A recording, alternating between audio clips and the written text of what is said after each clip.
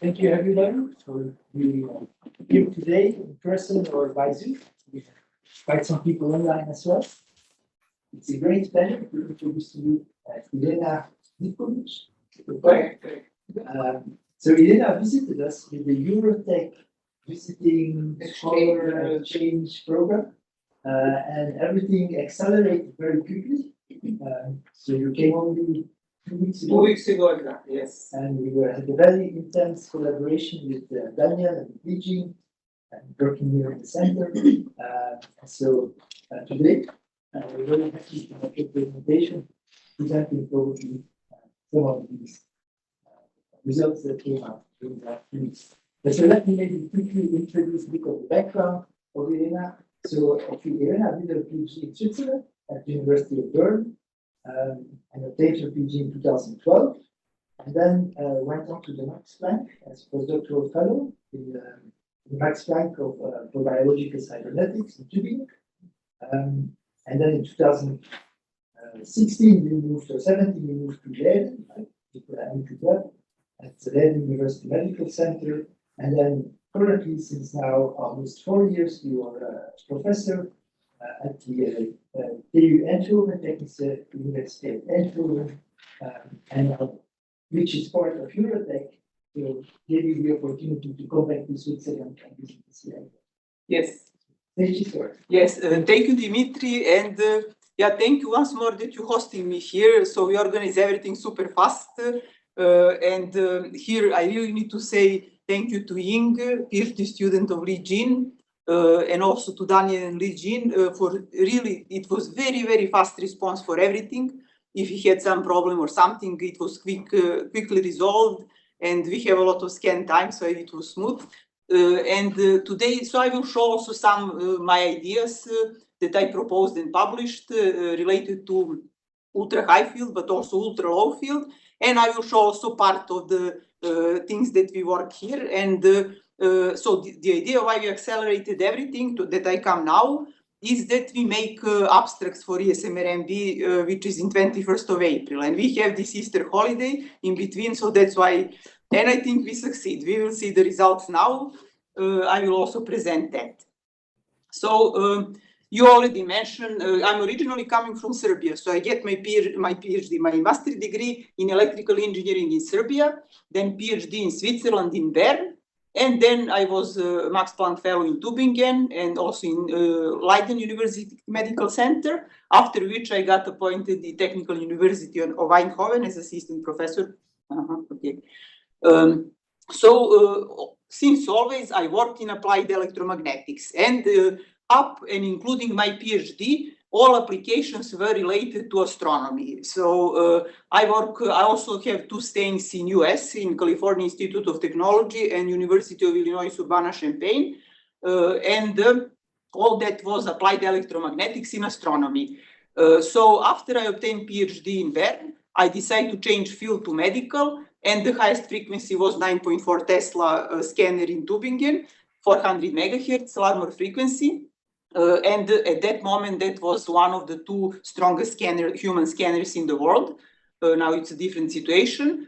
So I worked there on 9.4 Tesla human scanner. And then after I moved to Leiden, I worked there mostly on 7 Tesla, but I also did some work at clinical fields, 1.5 and 3 Tesla. And I also started to do there something at ultra low field, 50 millitesla. And now I keep working on all of that, and I'm working on a 25 millitesla ultra low field scanner. So my motivation is that I want to try to fix. We know that MRI is powerful modality, but still not perfect. And if we manipulate properly with static or RF fields, we can maximize performance of any MRI scanner. Is it an ultra high field or clinical or ultra low field? So we have different problems. But for me, it's all 4 Maxwell equations: surface current, electric field, magnetic field, and we know that electromagnetic MRI we can divide it into these 3 fields. It's a static or B0 field, gradient fields, and RF transmit and receive fields. So I put this static and RF fields in red because I mostly work with those two fields. So I still didn't try to fix anything related to gradient fields. I just use, for example, for a low field scanner, I'm just building gradients from design that already exists. So I mostly worked on the static and RF field manipulation. And regarding approaches, we can divide them into active and passive approaches to manipulate those fields. For example, as active, we can say it's RF transmit and receive coils, or for example, what we see here, it's a matrix scheme approach for B0 field inhomogeneity correction. In this example, it's in a brain for 9.4 Tesla. And regarding passive structures, they can be artificial dielectrics, metamaterial inspired structures, metasurfaces, or high permittivity dielectrics and ceramics. And here I give examples of some of those structures that I worked on, like artificial dielectrics, metamaterial periodic structures, and so on. So why active and passive? Because, for example, in some clinical settings, at 1.5 and 3 Tesla, we are not allowed to connect our coils and to play with that. And then what we can do, we can just strategically place these passive structures, and then we can try to solve the problem we have. So, for example, with the passive structure, let's say with these high permittivity dielectrics, we can locally increase the transmit field and also SNR, which can allow us to scan with a lower power in clinical setting, which is important for scanning patients with implants. So with we reduce power a lot. For example, with this here, I think it was 40–50%, we can reduce power, and locally we don't have degradation of the signal. So to say that was the introduction. So in general, I work across all field strengths. I deal with this with electromagnetic fields, and I try to cover all possible approaches, both passive and active. And now it depends which problem we want to solve and in which settings, and then we choose how we will do that. So outline of what I will now say is the following. So regarding ultra high field MRI, I will show my two ideas.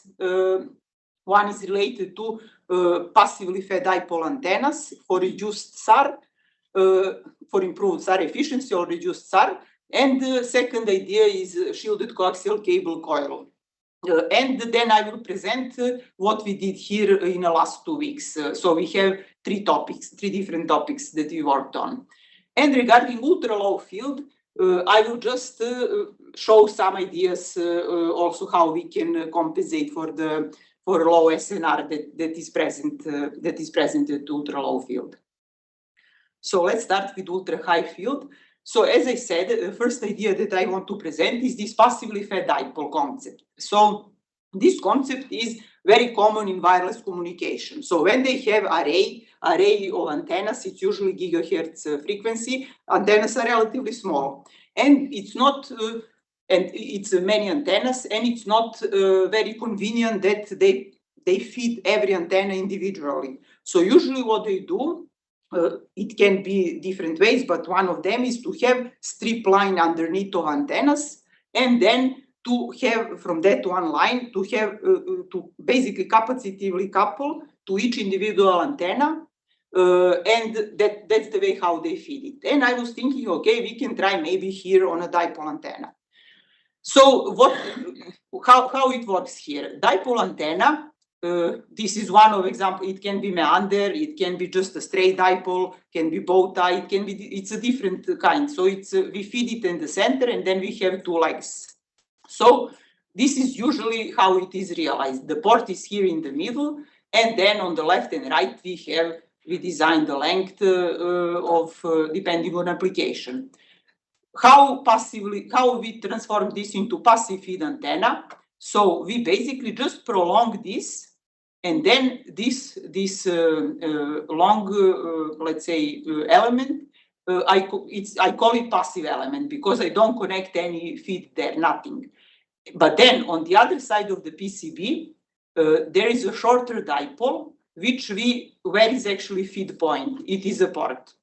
So it is important. It is just important that that this length of this shorter dipole is optimized, and that depends on the size of this one. So it will be different size if it's 300 millimeters or if it's for the brain imaging, and so on. So which effect we have with this? So here we have this normal directly fed dipole, and maximum SAR is it is simulated is 1.55 watt per kilogram, and with this passively fed dipole it is 0.98. So it is lower SAR. We know that we obtain SARs through simulations, but it's nice. I always do also this thermometry test. So on a big phantom, if you want to compare, we place two antennas far away from each other, so they don't couple. We run very strong sequence, very strong power sequence for 15 minutes or half an hour, and then we do MRI thermometry to see the heating pattern below these antennas. So this is directly fed dipole. As I said, 2 points here, we connect field, and passively fed dipole, this one is continuous and then it's shorter. So what do we see? So from thermometry measurement, we cannot do any quantitative SAR estimation, but we can see where is the maximum heating. And here it is just underneath this feed point of this dipole, and that is the same for all dipoles. So the strongest electric field is here, and it will always be like that. So what we do with this passive feed, we basically shield or hide this point, and we reduce that. In that way, we reduce SAR. So what is basically, if you optimize properly the length of the shorter dipole, we don't pay anything. It's really for free. So B1 plus stays the same. We don't compromise, but SAR is reduced relatively significantly. So here I did example of dipole array of these long dipoles for it is for body application, body imaging, for prostate. And we can see here that the image of directly fed and passively fed dipole, and we don't have decreased image quality with passively fed dipole. Even it looks like it's even better than the other one. So I noticed also that in several other volunteers, and to me it seems that also SNR is affected positively with this passive feed, but that needs still to be investigated further. So I didn't do. Okay, and then now when I know this, how we can design reduce SAR, I try also to shorter dipoles. For example, for imaging of a brain, it's 8-channel passively fed dipoles, and here we see in vivo images of the whole brain, and here we see that we can do also shielding, and we can catch cerebellum. So that is regarding passively fed dipole. Another idea or another concept is shielded coaxial cable antenna designed for high resolution 7 Tesla MRI.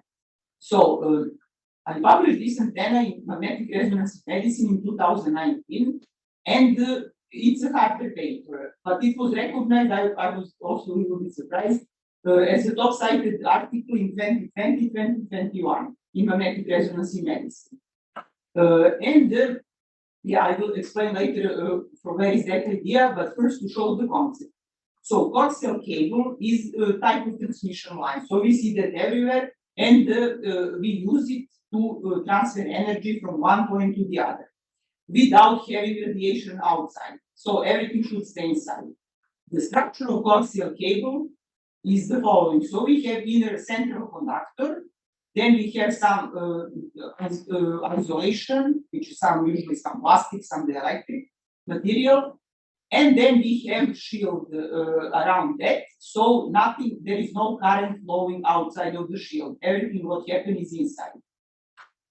If we take this cable and then we interrupt, we make it round like we want to have a loop.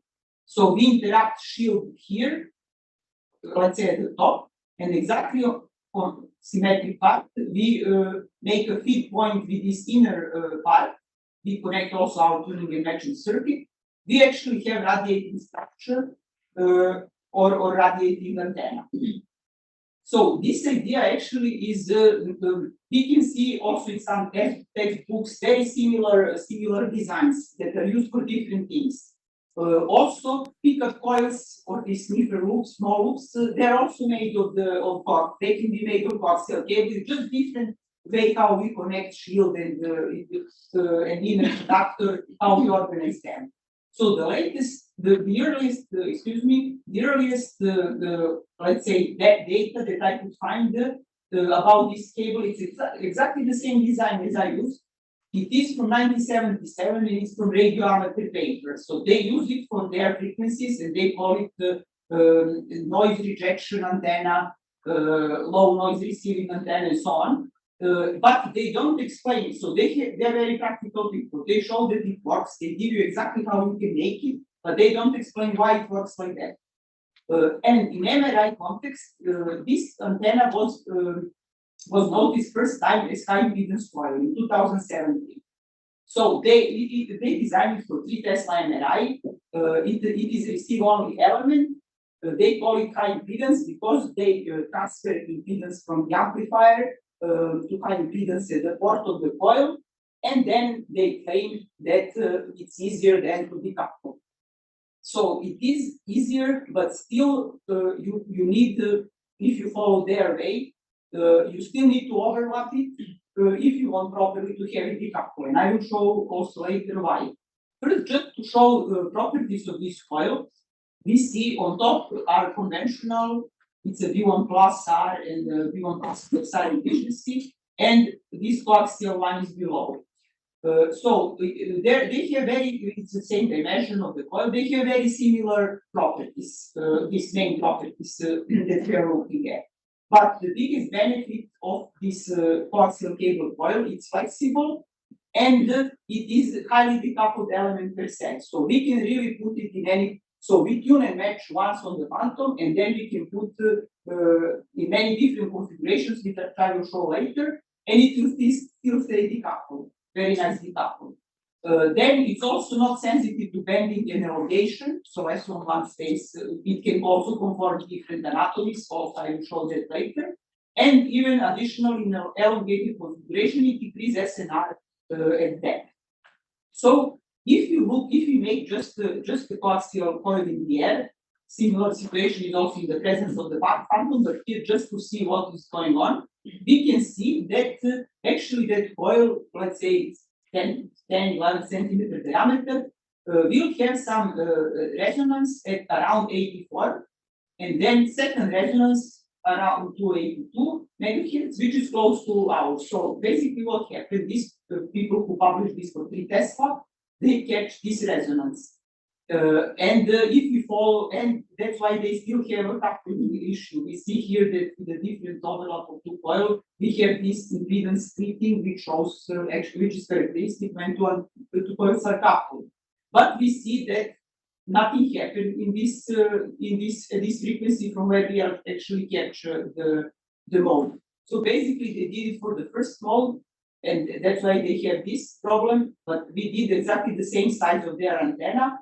But for the second mode, and we don't have problem. So why exactly doesn't couple, and what exactly is difference compared to the conventional coil? We still didn't understand completely. We really approach it from many different sides. We look on the fields only, on the surface currents only, but we still don't have the answer why it is like that. But that's the thing. If we work on the second mode, then all those properties are present.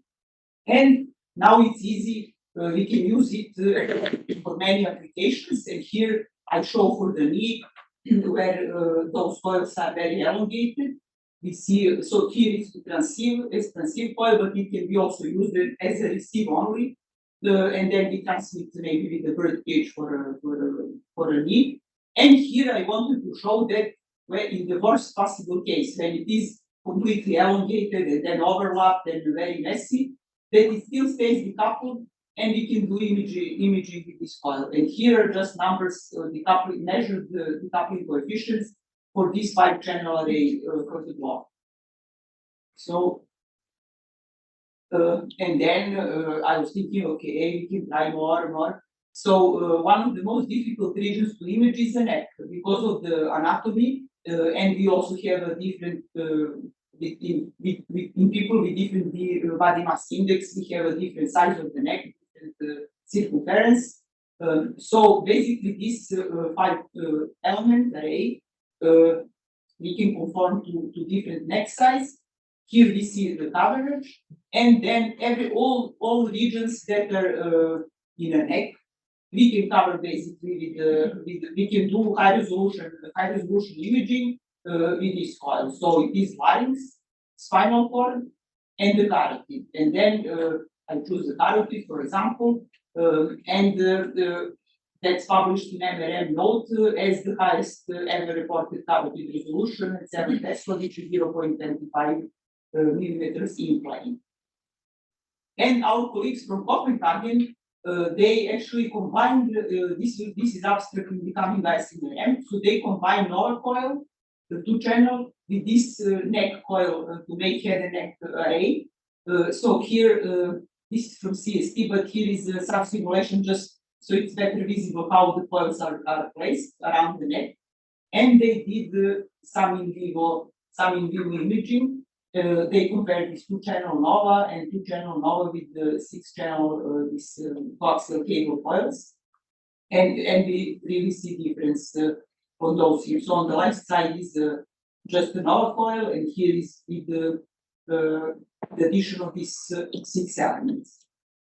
Okay, so that's about that. And here, as I mentioned, we worked here in last 2 weeks on those 3 topics.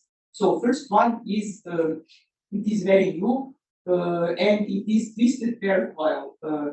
So it's basically we know the twisted pair 2 wires when we twist them. The name is twisted pair wire, and it's usually used for in early days for telegraphic signal, transmission of telegraphic signal.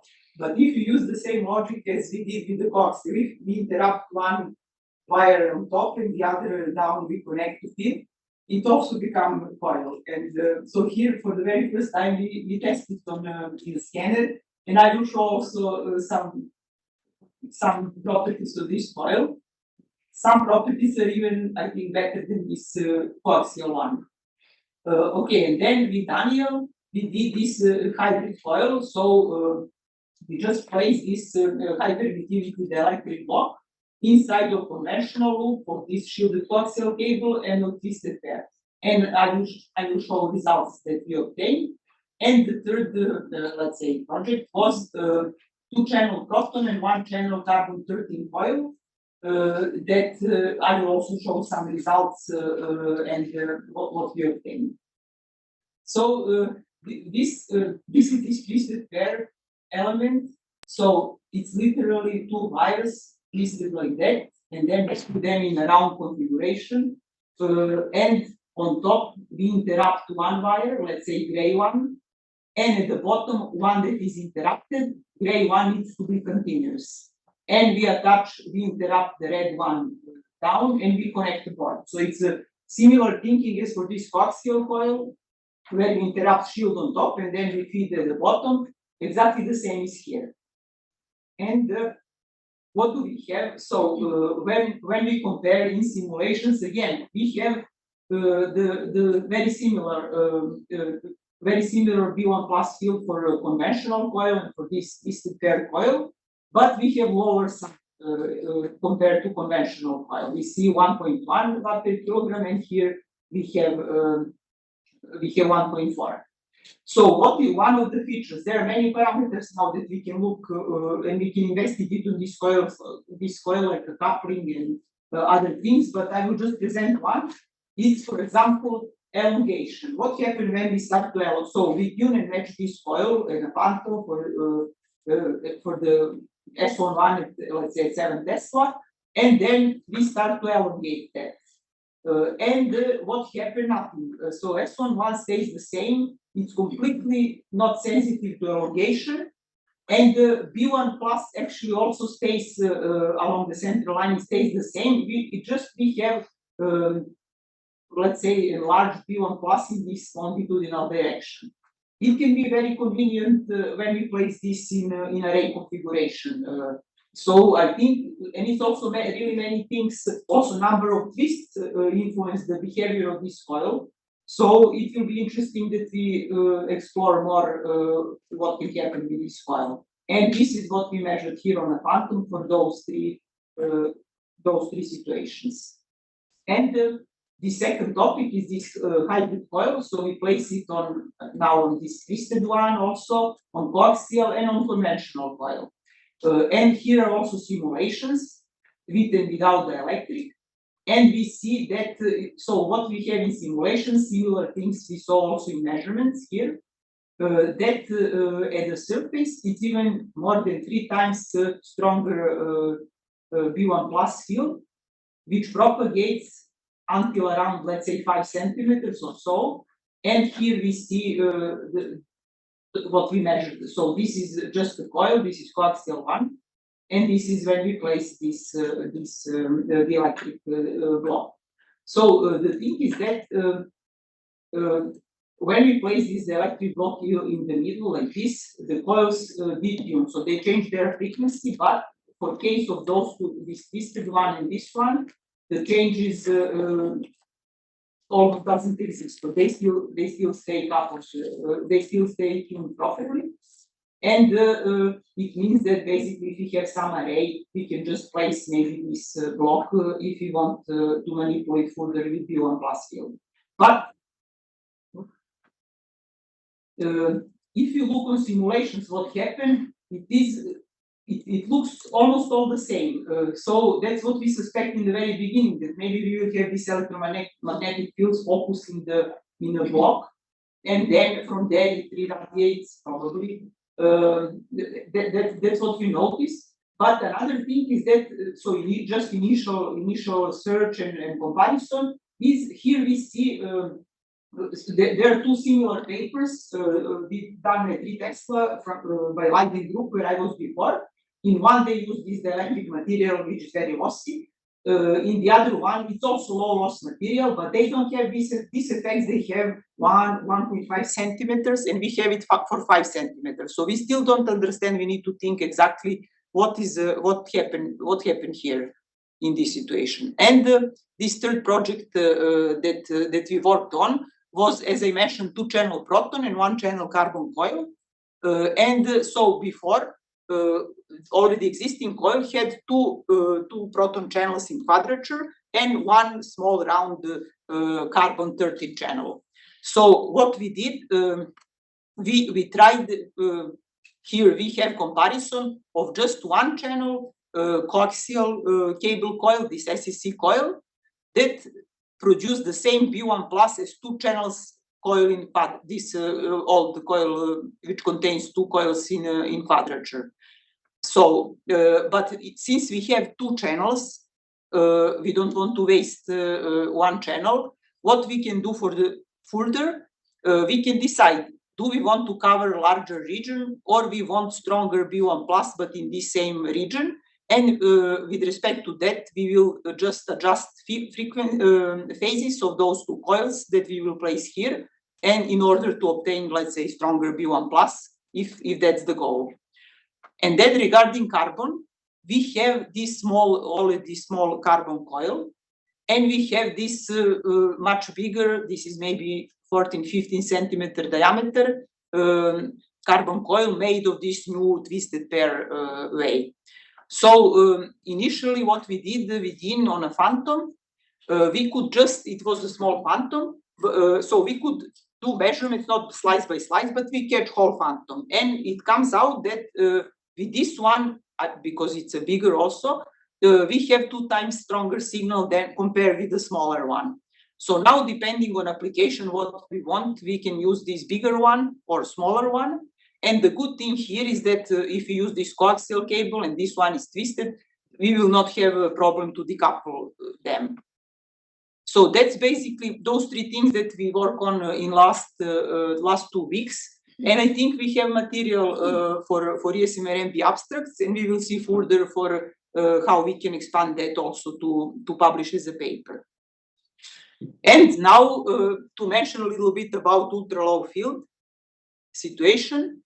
So in last several years, it's very popular. Ultra low field is very popular because we can build scanners in house. So we don't need any special siting. We don't need this cryogenic cooling, etc. It's very nice open source everything. So we can copy paste designs and everything. Here we see that it can be really different ways. So it can be open design scanner like this one, 6.5 millitesla. It can be with permanent magnets, just one side, like this one here example, or it can be Halbach array with small magnets arranged in a special orientation that they produce zero field in one direction. So it really freed huge freedom. And many people are doing that now. But still, it's not widely accepted. It is accepted for applications where it's, let's say, good enough. And one example is this hydrocephalus case.